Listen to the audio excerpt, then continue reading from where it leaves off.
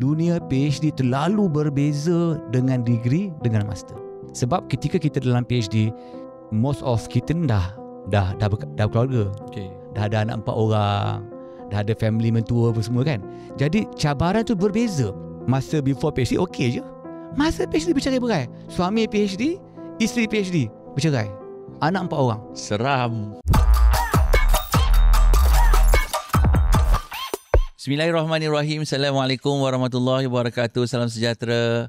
Alhamdulillah, syukur kepada Allah SWT dapat kita bersama lagi bagi podcast 30 minit bersama DHMA.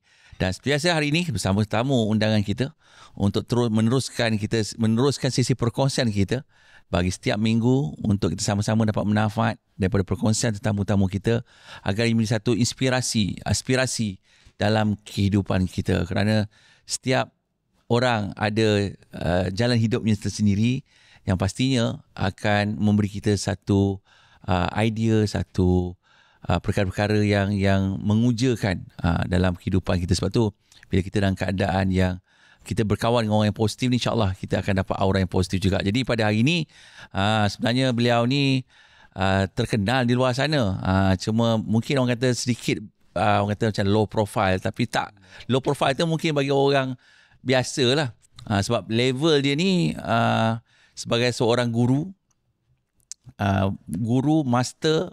Kenapa pun guru master macam kan? Guru lepas tu master pula kan. Tambah lagi belum habis, guru master PhD.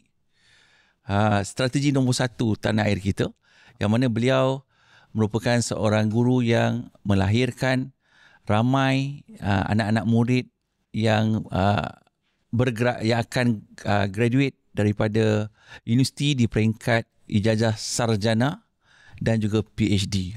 Ni biasa kita dengar cikgu tuition, cikgu saham.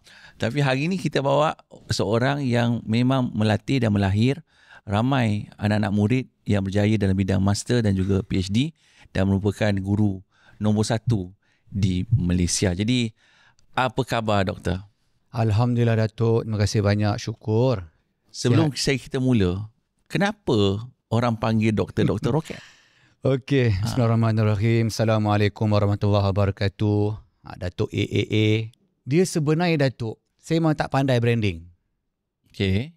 Tak pandai live dan tak pandai pun untuk bercakap depan skrin pun. Tak pandai. Memang saya introvert yang terlalu introvert. Jadi memang introvert. Memang saya tak nak keluar TV, tak nak keluar radio, tak nak keluar live. Apa pun tak nak. Memang nak baca buku sahaja.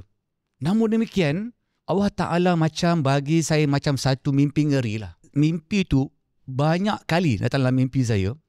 Dia seumpama macam mimpi tu kata, sampai bila you nak mendiamkan diri, tengok orang lain jahil.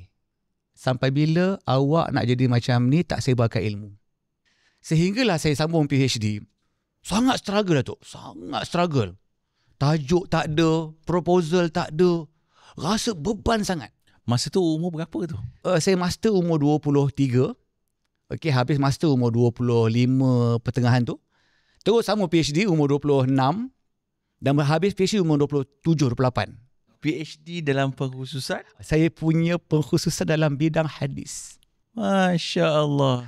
To be exact, saya memang mengkaji hadis-hadis muamalat dan mengkaji hadis-hadis motivasi. Dan graduate pada usia 27 tahun? 28 tahun, to be exact. Dengan penuh kesusahan, kepayahan, dan saya rasa macam lepas habis PhD, macam nak sebut pada dunia ni, tak payah sambung masa PhD. Itu yang biasa didengar, yang saya sambung. pun terngiang-ngiang. Tak payah sambung. Cukuplah tu, tak perlulah. Tak perlu, cukup degree. Master tu saya rasa, tak, secara peribadi master tu okey lagi. Okey lah. Kan, sebab dia macam degree je sebenarnya, macam tambahan. Tambahan kan, tambah daripada degree je. Tapi bila buat PhD ni ramai kata tak payahlah. Tak payahlah. Seksakan diri, cepat beruban, botak cepat. And then stres tinggi, depresi lagi. Rasa nak bunuh diri pun ada. Alamak, tak, saya nak ambil ni.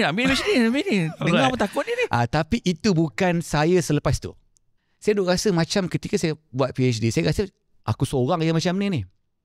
Tapi rupa-rupanya lepas habis PhD, Tuhan takdirkan saya jadi pensyarah universiti. Rupa-rupanya ramai orang macam tu. Terlalu ramai Datuk.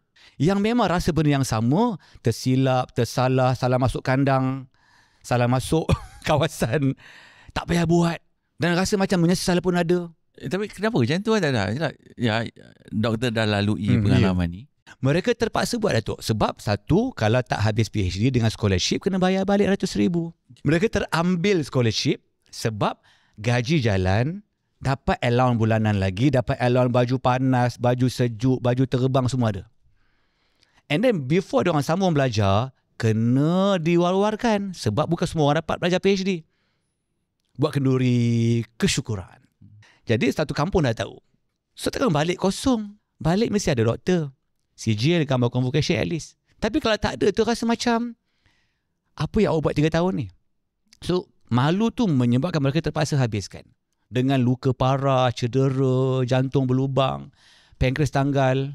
Sebab dalam planet PhD ni, kita takkan ada bantuan. Tak ada orang bagi tangan, tunjuk cara, ni bagaimana, ni jangan buat, kau fokus yang ini. Tak ada. Jadi atas dasarkan tu Datuk, muncullah perkataan Dr. Rocket. Itu pun tak sengaja Datuk. Okey, saya ada satu program berani berniaga. Okey, saya fikir apalah, datang tu sebagai title seorang pensyarah kanan, bergelar Timbalan Dekan Akademik dan Penyelidikan Fakulti. Jadi saya mendapati, saya pergi program tu, guru tu kata, doktor sebagai pensyarah kanan ada jawatan dekat fakulti, bisnes apa? Tak apa, doktor fikir setengah jam, fikir nak jual apa. Tidak rugi doktor, datang program bisnes tak tahu jual apa. And then saya pergi solat asar petang tu, saya doa kat Tuhan. Saya kata, ya Allah, tolong tunjuk dekat aku, apa yang aku akan buat bisnes ni akan bantu ramai orang sampai mereka ni keluar daripada masalah. Dia kata, doktor, solat asar ya? Solat asar, betul. Dapat idea dah, nak jual apa? Saya kata, saya jual air liur lah, saya ingat. Air liur? Apa dia? Saya pensyarah, yang paling mahal, saya punya air liur lah. Betul? Saya dibayar untuk air liur. Jadi, cikgu pensyarah ni bukan jual barang, jual air liur. Tapi apa doktor? Saya ingat, saya nak tolong para pelajar master PhD lah kot. Sebab, previously, saya mengawal fakulti, akademik fakulti, di mana kawan-kawan saya ketika itu, bila sambung master PhD, master memang habis. Tapi bila PhD ni, ramai yang balik tak ada PhD. Saya rasa saya kena cari formula macam mana nak make sure diorang masuk PhD dan keluar dengan selamat tamat.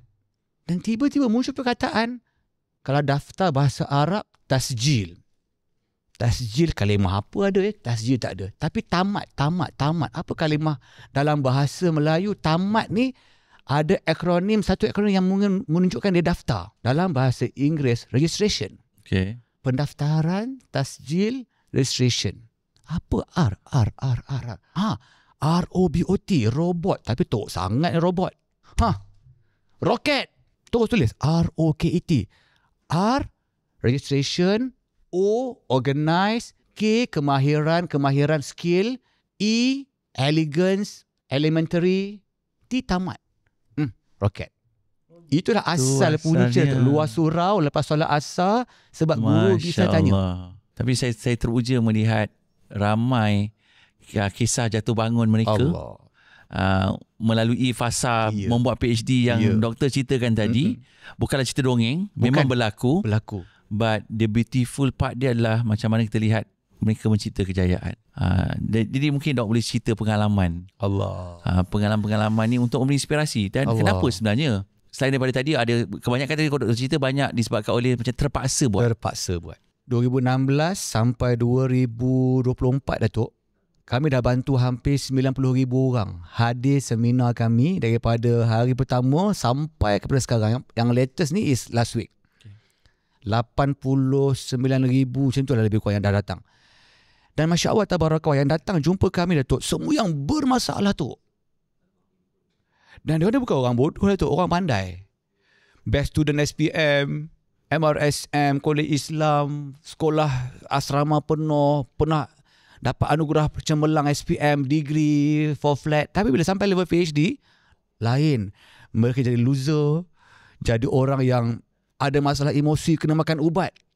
Dan subhanallah, mereka ni adalah orang yang harapan negara tu.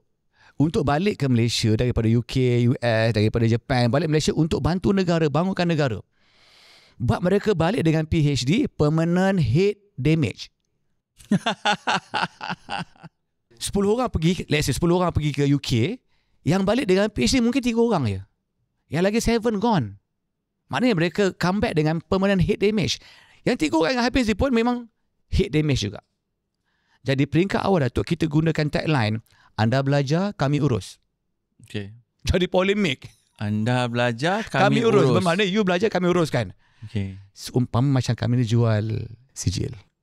Rupa-rupanya jadi viral. Dia macam negativity sebenarnya. Seumpama macam anda belajar, kami yang akan uruskan tesis. Tuliskan, carikan data, buat interview. You masuk balik Viva ya? Sebenarnya silap. So kami tukarlah, kami dah kurang guna tagline tu, kami guna apa? PhD.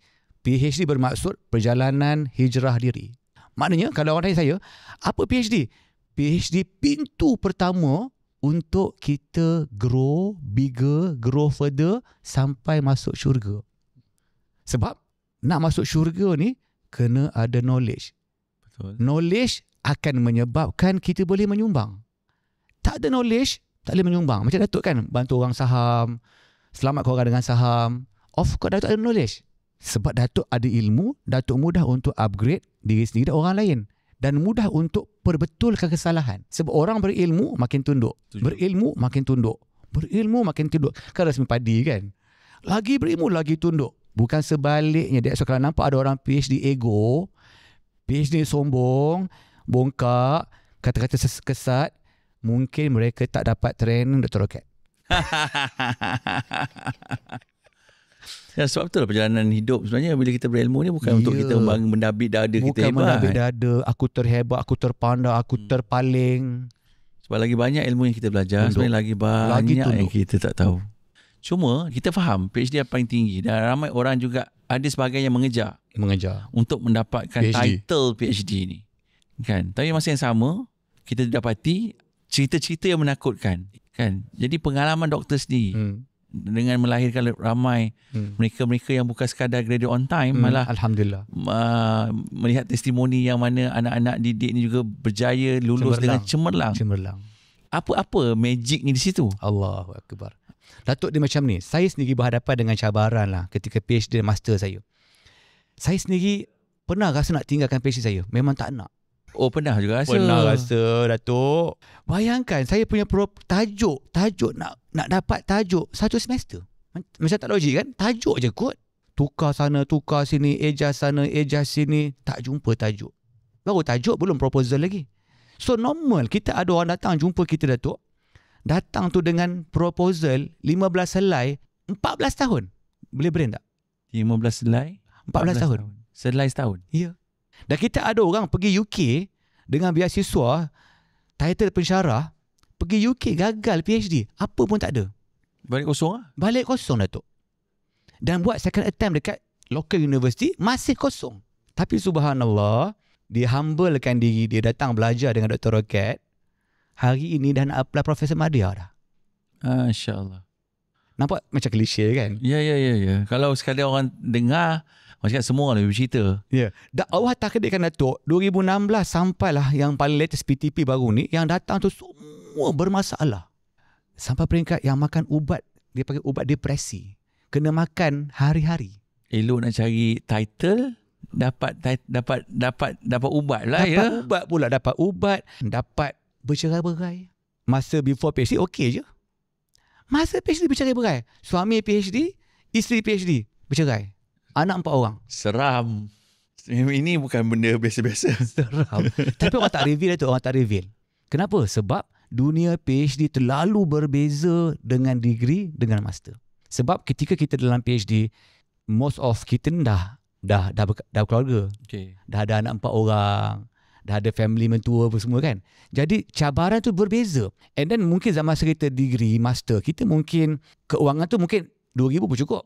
Sebab kita komitmen kita pada diri kita sendiri. Dan PhD ni biasanya macam doktor ni alhamdulillah dapat pada usia yang awal. Ya, betul. Kebanyakan. Kan. Kebanyakan. Orang yang dia dah buat PhD ni pada usia yang meningkat naik. Dan orang bertanya juga kan. Dah meningkat naik kata PhD ni buat apa juga. Cek penyakit lah namanya. Tak kira penyakit.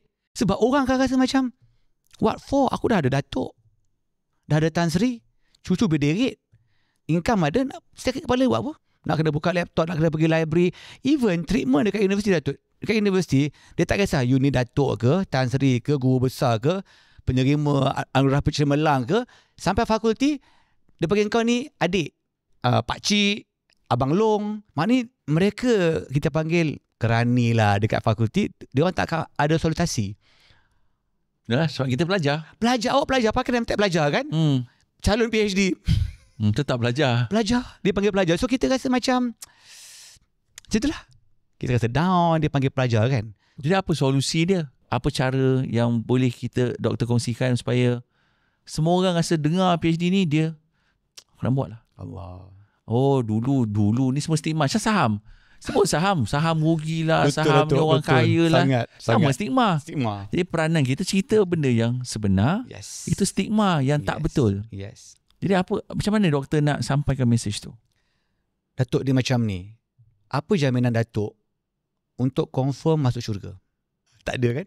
Almost tak ada. Adakah kerana semayang aku? Yang kadang-kadang fikir aku dah bangun malam tapi tak konsisten pun. Kadang-kadang bangun pun macam, yelah, maklum kita kan. Istighfar hari-hari pun macam, ada hari banyak, ada hari sikit. Nak kata syukur hari-hari pun macam kadang-kadang, iyalah kita manusia, iman turun naik. Ada hari okey, ada hari tak okey. So pada saya, tidak ada jaminan syurga. Cuma satu benda yang kita rasa, dia bukan jaminan, tapi dia macam satu benda yang insya Allah akan mengalirkan pahala jariah. Mungkin saya tak kaya, kurang harta untuk sedekah, mungkin kurang wakaf saya, tapi saya ada benda dalam otak saya, ada something ilmu yang saya boleh jadikan dia jariah. Sebab saya pengarang buku Datuk. Ini buku pertama saya. Motivasi Gaya Rasulullah. Masya Allah. Buku ni best seller Datuk. Zaman tu lah memang saya dipanggil all over Malaysia pergi ceramah buku ni.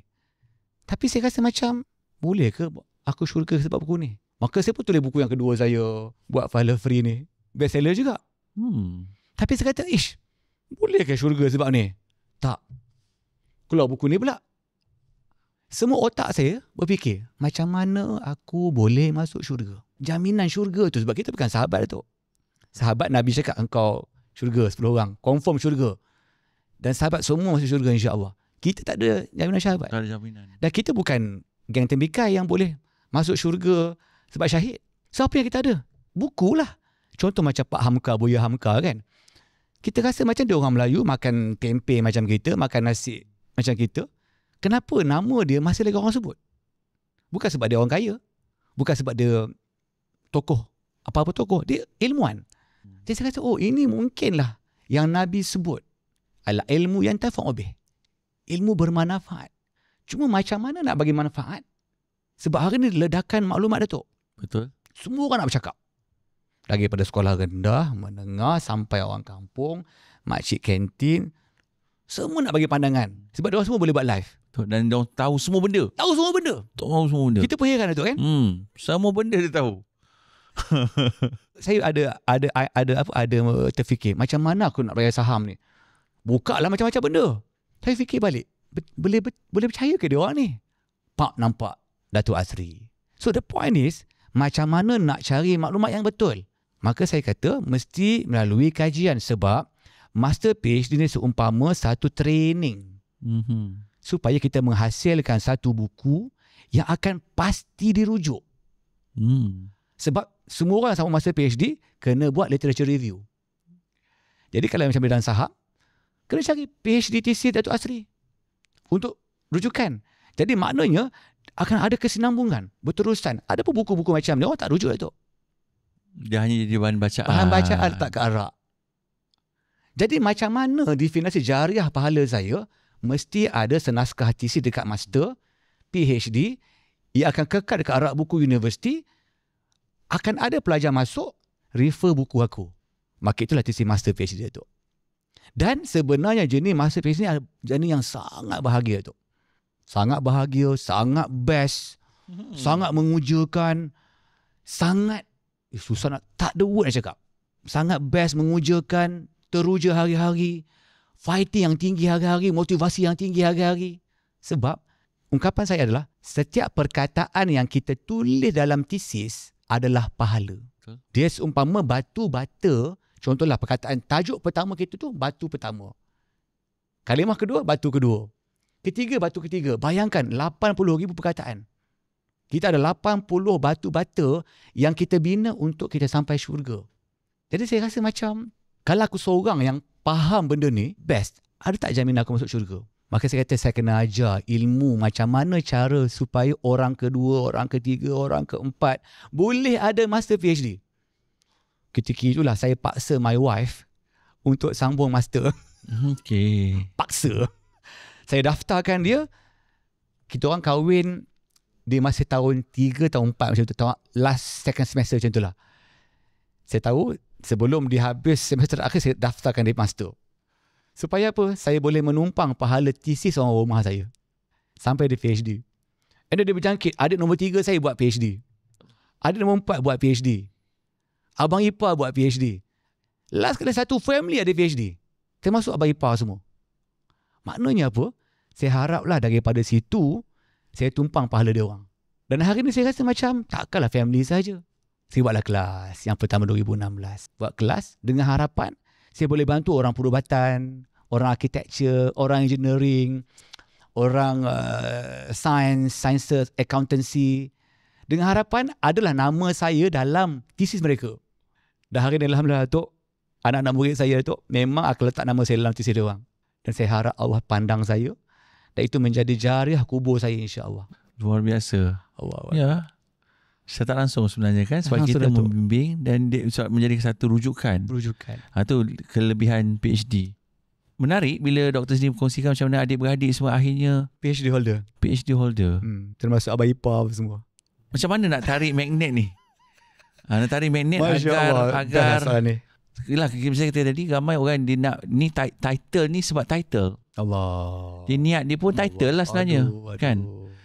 Tapi niat kita tadi juga tadi disebabkan terpaksa sebab beasiswa.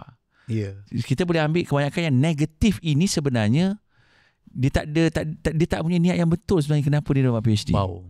Itu saya nampak. Ya, betul. Dan kita ada niat yang sebenar, niat yang betul. Ya. Dia satu perasaan yang mengujakan sebenarnya. Mengujakan. Dan sayang tentang apa yang kita buat. Dan pasti nak perjuangkan apa yang kita buat. Allah. Sebab itu akan menjadi rujukan dan ilmu yang manfaat kemudian hari. Allah. Datuk dari sini Datuk. Saya teruja dengan Sahih Bukhari.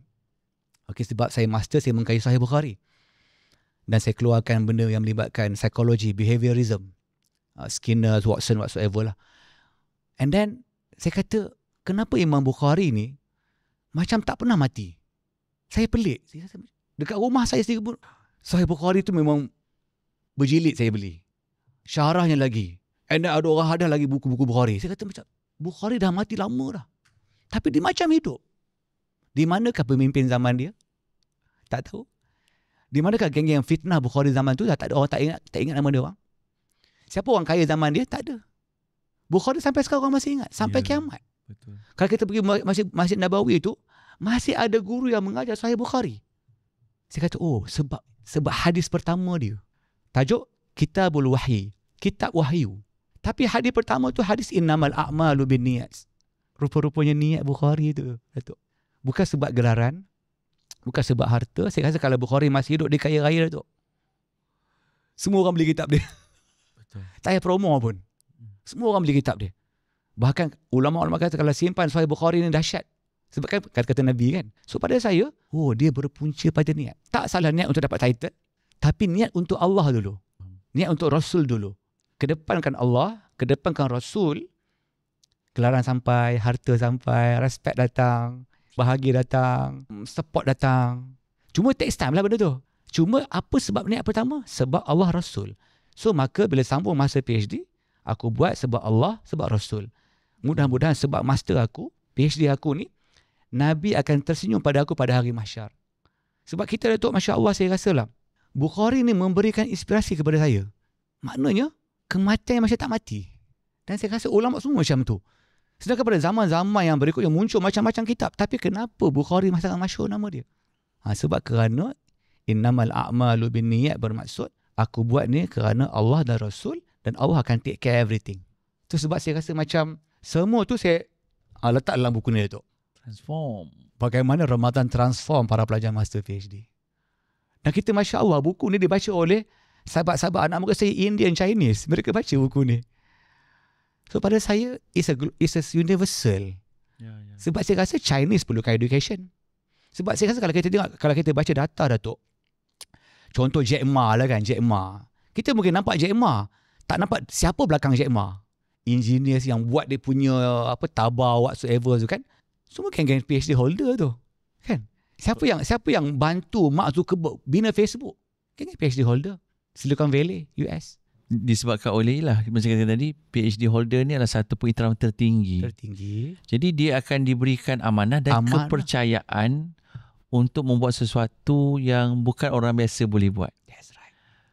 Jadi kata lain sebenarnya kalau kita inginkan level kita yang berbeza, bukan sebab pangkat tadi, tapi disebabkan amanah dan juga kepercayaan diberikan ini, kita mampu menyumbang sesuatu yang mungkin orang lain tak dapat buat. Datuk, saya teringat saya punya guru saya katalah, nama dia Profesor Dr. Saleh Qadir Azinki. Dia orang Iraq. Dia Kurdis. Dia kata, kenapa nak sama master? Dia kata, you takkan kaya dengan sijil you. Betul. Dan hari ni pun itu anak-anak muda cakap, berapa nak pergi sijil ni semua, takkan kaya dengan sijil. You takkan kaya kerana sijil SPM you, degree, diploma, master, PhD, you takkan kaya. Lagi baik you pergi jadi pekerja dekat sekolah ke, buat business, buat tuition, whatsoever, jadi kaya. Tak perlu masa PhD. Saya fikir, kenapa dia sound aku macam ni Dan hari ni saya realise, betul, PhD tak menjadikan kau kaya. Tetapi mengkayakan kau dengan apa? Cara fikir. Tak diperhambakan. Ada mission sendiri, ada stand sendiri, boleh memilih benda benar. Itu nikmat yang orang tak nampak. Itu nikmat, Datuk. Dia macam, kata para ulama', dia kata, kalaulah orang tahu nikmatnya beriman kepada Allah, iman kan tak tahu kat mana kan? Maharaja sanggup cungkil iman tu dan keluarkan pada hati kau. Dibunuh kau untuk dapat nikmat tu. Tapi orang tak rasa nikmat iman tu, Datuk. Samalah macam PhD tu. Orang tak dapat rasa. Kenapa dia kejar sangat PhD? Bukan kejar. Dia nikmat yang pada saya nikmat ilmu lah, Datuk. Yang tak semua orang dapat. Tak semua orang dipilih. Itu yang utama kan. Nikmat ilmu. Itulah nikmat yang paling besar, antara yang paling besar dalam hidup kita. Nikmat ilmu, Datuk. Kan? Sebab ilmu tu cahaya. Iya. So saya jumpa Datuk kan belajar saham whatsoever. Saya rasa macam kalau lah Datuk tak mengajar ni, bodoh aku. Tak faham aku macam mana nak pilih counter, macam mana aku nak fikir. Dia bukan isu counter tu, isunya engkau mula beli saham untuk apa? Utamakan sedekah dulu. Fikir zakat number one. Barulah betul, sebab guru tu membimbing kita. Bagi tahu ini yang benar sebenarnya, mana saham tu semua orang boleh ajar. Tapi guru yang mengajar kita saham tu engkau boleh zakat banyak apa semua, orang tak ajar. Datuk yang ajar. Kita pun nak menumpang juga misi yang sama. Kan misi yang sama. Iaitu saling menumpang lah. Saling menumpang, Datuk. Dengan apa yang sebab ilmu yang Allah pinjam kat kita. Ya, Datuk. Dan kita pula lahirkan lebih ramai orang lain. Ya, Datuk. Betul. Masya Allah. Jadi mungkin nasihat Dr. Rocket kepada mereka luar sana untuk orang kata yang terutama anak-anak muda lah. Yang tak muda pun tak ada masalah pun. Kan saya dah tak muda sangat dah. Tapi ada azam, insya-Allah. Tapi masih handsome tu. Masya-Allah. Jadi bagaimana nak memastikan anak-anak muda dan mereka luar sana mana belajarlah setinggi yang boleh. Allah. Datuk dia macam ni. Saya rasa saya kena sebut point ni. Kakak saya yang sulung lah. Dia bekas pensyarah UIA dan dia berhenti kerja bila ada PhD. Pelik kan? Buat PhD, dapat PhD berhenti. Dia senior lecturer dekat UIA. Dan kalau dia masih bekerja, saya ingat dah belah ribu gaji dia. Dia berhenti dan dia konvo pun tak pergi, tu. Lagi pelik. Saya kata apalah. Saya pergi dia Yong. Saya kata Yong, come on lah. Pergilah convocation. Saya kata, apa yang saya buat ni untuk pahala untuk dia. Dia lah guru pertama saya daripada kecil sampai saya besar, sampai saya PhD, dia guru saya. Maknanya apa yang saya ajar kepada para peserta PTP, RIC1, saya RIC2, saya weekly Zoom saya, daripada ilmu yang dia ajar saya. Macam mana nak tackle thesis. Dan hari ni dia punya kerja, ambil anak sekolah ya tu. Hantar anak, ambil anak. Masak untuk suami. Langsung tak kerja. Apa pahala dia? Memang tak ada pahala lah. Dia memang jaga family je lah. Kecil lah pahala dia kan. So saya harap yang saya buat ni pahala untuk dia. Yong tak perlu ceramah macam saya, pergi jumpa orang buat marketing, panggil orang kecam pula, orang hina pula apa semua kan. Yong duduk rumah seorang relax, jaga suami, jaga anak-anak. Yong ada pahala untuk ni. Sebab apa yang saya ajar dalam kelas memang yang Yong ajar. Jadi saya rasa orang-orang muda semua yang dekat luar sana, TikTokers, influencer semua, anda akan tersangkut pada satu level bila anda hanya mengharapkan ilmu SPM anda. Sebab dunia akan berubah. Berubah sangat cepat. Kalau orang yang buat AI, dia akan faham betapa dunia dia berubah every single minutes. Jadi kalau you tidak ada pintu besar, you tak ada sudu yang besar, tak ada takungan yang besar untuk ilmu you akan hilang everything. Harta you semua hilang. Sekelip mata. Tapi ilmu takkan hilang sebab ilmu takkan dicuri. Orang curi harta, ada ilmu tak ada masalah. Tu, sangat setuju. Itu ramai orang tak nampak. Dia kata dia sibuk cari harta. Ya, harta takkan boleh diuruskan baik jika tak ada ilmu. Sebab tu dalam Islam pun kita diajar, dilatih. Nak dunia ilmu, nak akhirat ilmu, nak dunia ilmu. Abah saya pesan, dia kata, Angah, 2 benda orang tak curi pada engkau. Yang pertama iman, yang kedua ilmu. Lain semua orang boleh curi. Even isteri pun orang boleh curi. Suami handsome gila. Oh, boleh curi juga. Curi juga. Kecuali iman dan ilmu. Kecuali iman dan ilmu. Malah suami yang beriman, berilmu, kemalah. Oh, tu dia. Kita bersama dengan Dr. Rocket atau dikenal sebagai Dr. Haji Muhammad Khairul Nizam, guru Master PhD Strategi nombor 1 negara yang melahirkan ramai rakyat Malaysia yang terlibat, yang lulus cemerlang dalam Master dan PhD-nya. Dan kita doakan agar perjuangan beliau dipermudahkan. Amin. Dan terima kasih atas inspirasi Alhamdulillah untuk kita semua untuk belajar setinggi yang boleh. Betul. Bukan sekadar semata-mata untuk mendapat title, tapi nak jadikan ilmu yang kita belajar, yang kita kaji, yang kita jadikan ianya satu rujukan untuk jadikan dia satu bekalan kita. Bila kita dah tak ada nanti, insya-Allah. So kepada anda yang setia bersama kita podcast 30 minit bersama DHMA, saya harap banyak perkara yang dapat kita jadikan pengajaran, dapat jadikan satu inspirasi untuk kita terus mendatangi ilmu, mencari ilmu. Alright? Sehinggalah kita mati nanti. Allah.